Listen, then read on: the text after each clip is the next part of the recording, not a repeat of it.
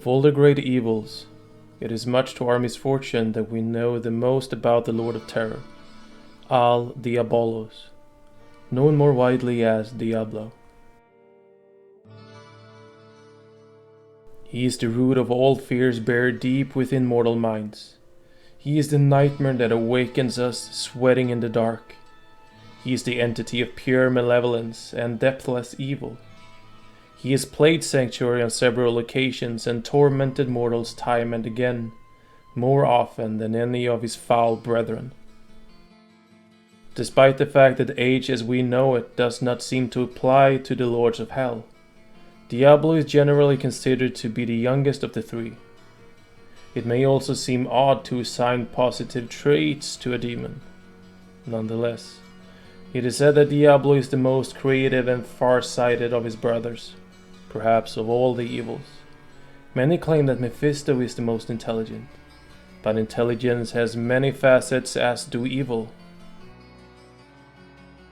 Diablo is calm, cunning, patient, and best understood when we view all his actions as attempts to instill terror in those around him. Consider the components of terror, a mix of fear, shock, and utter hopelessness.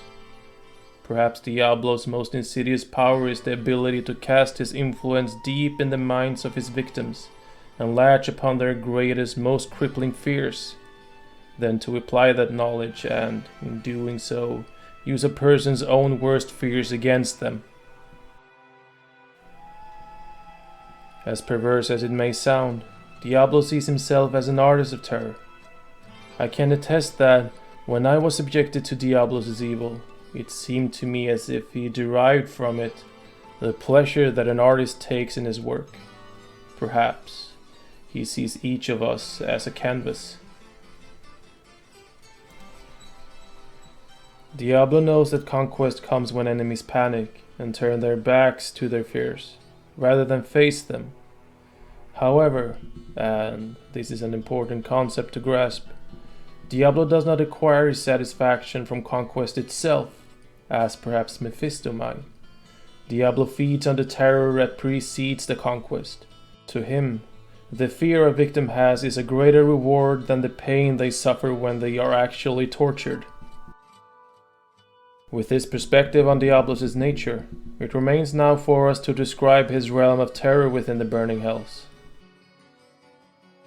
Yashar Orr states, from the extracted testimony of demons who claim to be familiar with this realm of living nightmare, that it is the least populated of all the territories of hell, for few demons can withstand its unrelenting torment.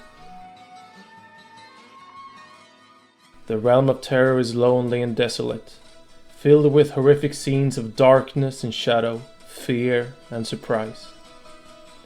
The resultant tension constantly cycles to a crescendo of madness and horror.